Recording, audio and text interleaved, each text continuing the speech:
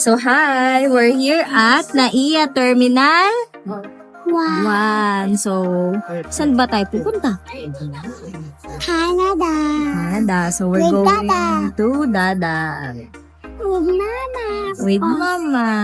Oh, yes. Ito din yung day na inaantay namin after a year. So, we are very excited. Kasi So, nalamig ko dito. oh, nilalamig ka na. So, ngayon, nandito na kami sa boarding area. Ang taga. Yes, super tagal daw.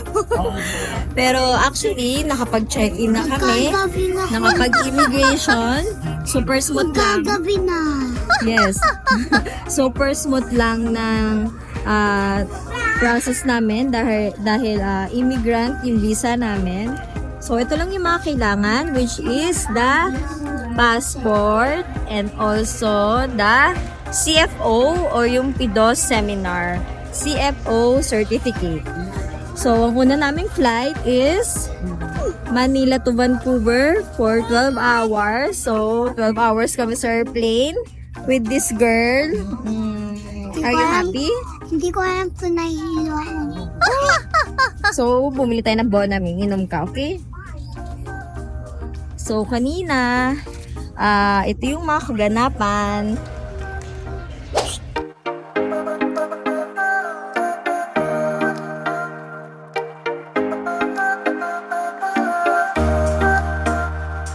AM nga, nagpunta na kami ng Manila. Mas okay na kasing maaga kaysa matraffic kami. Ito nga, inulan na kami sa SLEX. Buti na lang, saglit lang. And then, maaga kami nakarating. So, kumain muna kami sa IKEA ng lunch. Nakapag-bonding, nakapagkwentuhan, nakapag-bonding din yung mga kids.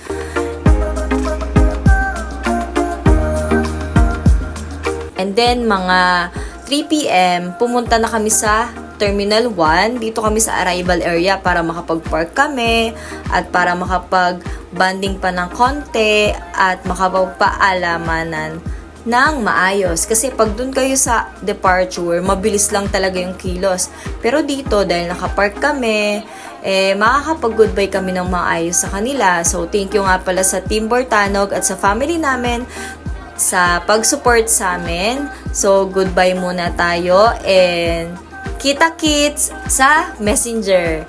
So, mula dito, nag-rent kami ng porter para dalhin yung mga luggage namin. Kasi, medyo marami akong dala. 3 balikbayan box, 1 luggage, tapos yung mga hand carrier luggages pa namin. Ang rate nito is 50 pesos per luggage. Mula dito sa area na to, hanggang dun sa maka-check-in ka, dadalhin nila yung luggage mo. So, walang hassle. Okay to sa may mga bata. And lalo na kung mag-isa ka lang na parents at walang kasamang iba.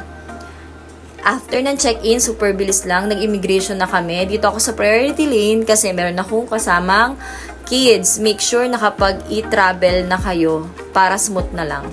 After nyan, nakapasok na kami sa loob. Ngayon, waiting na lang kami para mag-boarding. Mag-practice na kami alas. Yes! Right now. Partner! Sabi mo na. So, samahan niyo kami sa aming journey going to... Mama. Yes! I said na. Kawawa. What? Ang tagal. Yes!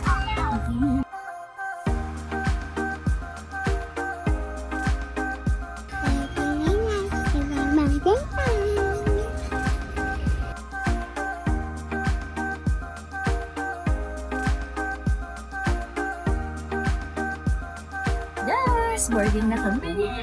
Api. Hey,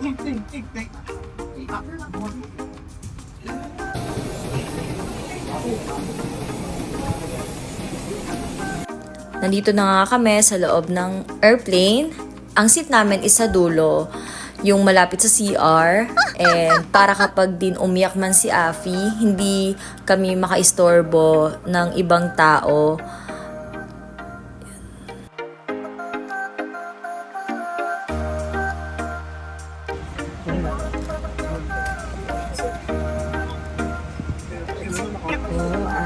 thank you po kami sa biyahe namin. Thank you po. So, ito na. We're ready na. Are you excited? Yes. So, goodbye.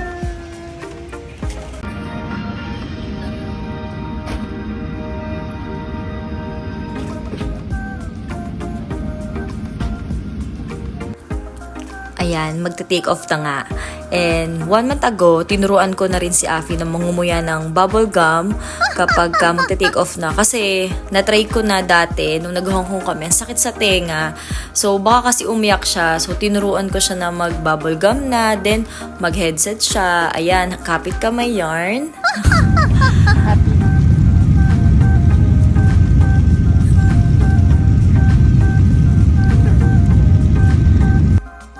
So, ito yung neck pillow namin. Taran! So, ito is automatic siya. Meron na ipapam ko lang.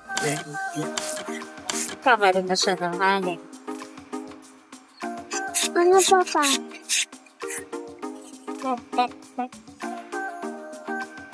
So, try niya rin daw ipump.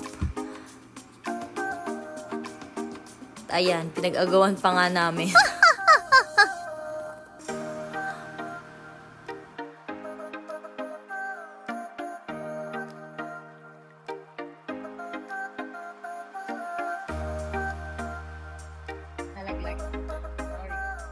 Ito na siya.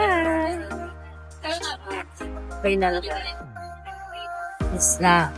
So, ang bilis lang niya. Hindi siya masyado bulky kasi dito mo na siya ihipan eh. Or so, dito mo siya ipapop pala. So, eto na. Look at this. We have our neck pillow. Bukod sa may kumot ka na, may headset na pagdating mo dito sa airplane, meron din sila pinapamigay na flight kit. Merong eye mask, toothbrush, toothpaste, medyas. And then, ito yung menu for this flight. Dahil nga may kasama ako na bata, may dala ako sa hand carry bag ko ng mga panlibang, pero binibigyan din sila sa airlines ng mga pwede nilang gamitin during the flight para malibang. Okay, open. Let's see. Open, what inside?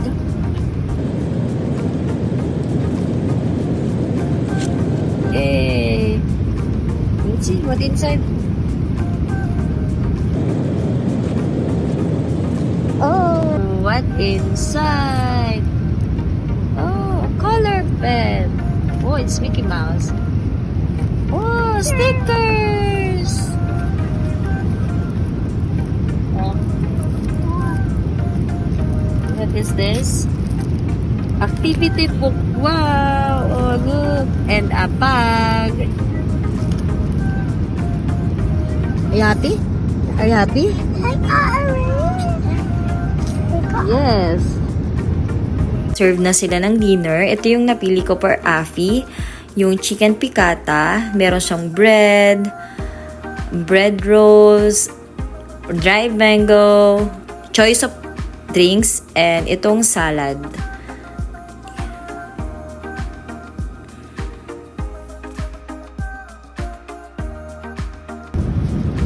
So, ayun nga, inuna nilang pakainin yung mga kids.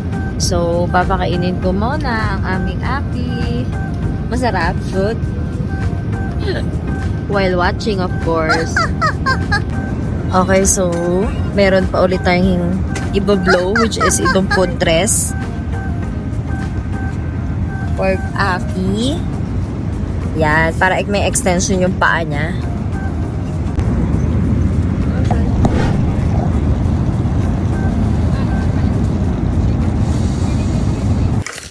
1 hour pa nga lang yung nakakalipas, borlog na siya. Maganda rin sa gabi yung flight para sa mga kids kasi sleeping time nila. So, ito nga yung putres o nasa kama yarn. So, ito may pinili ko is beef salpicao. Here. Then, may mga salad lang din. Then, water lock.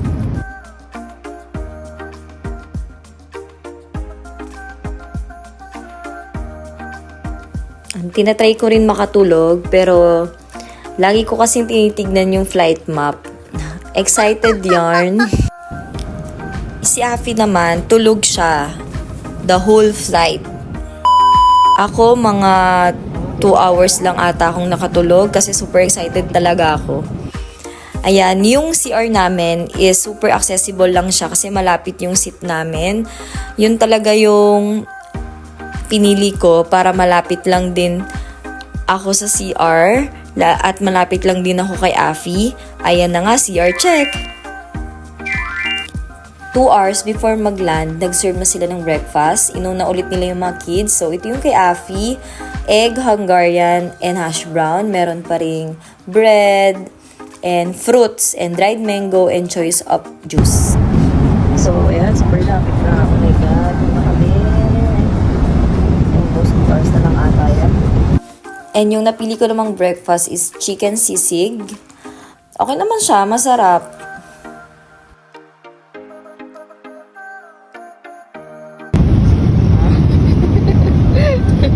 Again.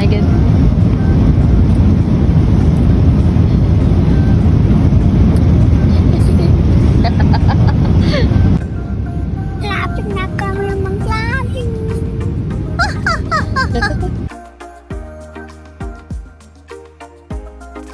Baby, you okay? You're already landed.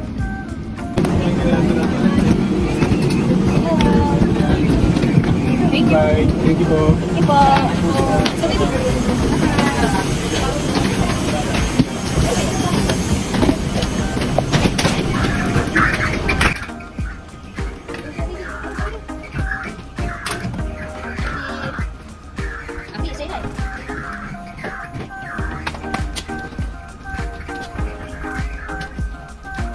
So dito, papunta na kami sa arrival area. Actually, sumusunod na kami dito sa mga tao. Pero meron namang mga signages.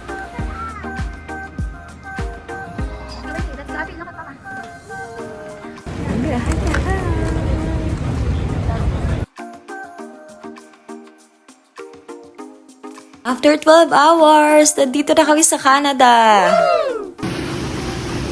So, we're here na sa Vancouver Airport. We're going na to immigration. Wait, meron pa kaming 2 flight. See?